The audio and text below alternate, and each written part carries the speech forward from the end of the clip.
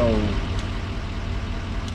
temperature is the best, is your friend in every condition, right? But most people don't understand what the truth is. And I'll say it like this. You don't bring a knife to a gunfight, right? And so the person that's holding the gun is probably going to win. That's kind of the case for me. Now, I got this thing I call the false gospel Christian, where everybody's telling you balance of pushing bait into the back of the tree, blah, blah, blah. All that stuff is fake. That is a ritual. You know, that's magazine stuff, right? So, you know the answer to these questions.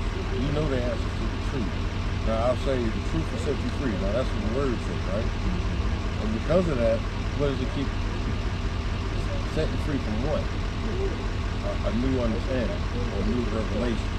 If all you know is the truth, then you never can go wrong, right? Does that make sense to you? All right, so I'm gonna tell you exactly what happens in the fall. And this is gonna be sweet. You're gonna figure out how to find fish every time you go out. You're gonna find them by the thousands like I do. And it's merely because I don't rely on man-made objects, brush piles, structures, that type of thing that man put out.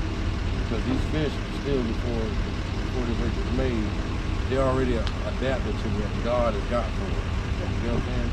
And so, the hospital, anybody know anything about hospital? Oh, yeah. Okay, so the hospital keeps all the rooms below 70 degrees. Do you know why?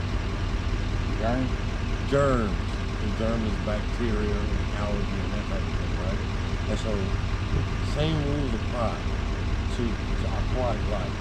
Now, if you was to eat, say, like food for us, everybody knows the internal temperature has to be 165 to be food safe. Say chicken. If you ate chicken that was, say, internal temperature 145, you're going to probably end up going to the restroom for a while. Okay?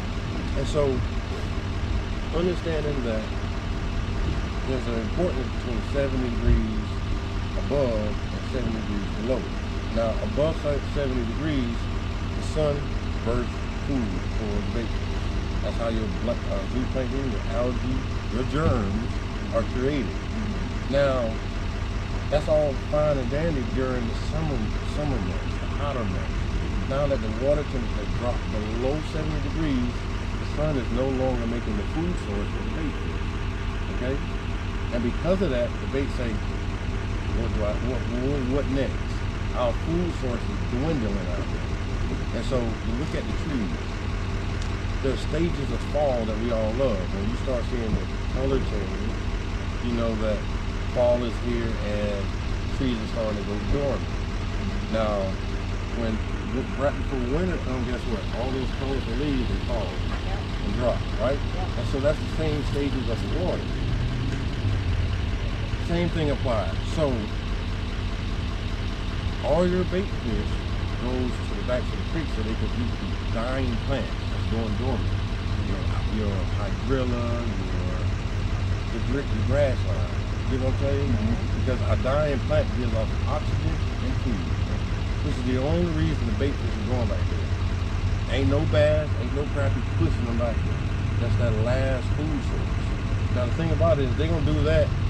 They're gonna continue that as water drops into the low 40s. Now the grass line has turned brown, is giving off no more oxygen, and because of that, they got to start making their way out into deeper water. This is winter patterns. You know what I'm saying?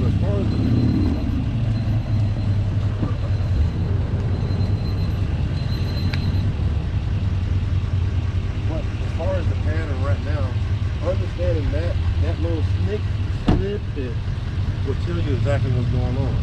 You get on the water, you see what temperature it is, and then you keep in mind that, hey, I need to, if the bait fish are going there, what will the bigger fish do? What would they do? Your little fish will chase. They got the energy to do it. But your bigger fish, they don't want to chase, right? And so You think of pinch points, which would be like underwater roads, bridges, where they come through. That's a pinch point. This is why at Jordan Lake, December time, everybody's running to the bridge. Yep. That's a pinch point. All right, so you target pinch points and you target the mouth of every cove. Every cove, say, right here that's going that way, right? We know that those fish have to go to the back.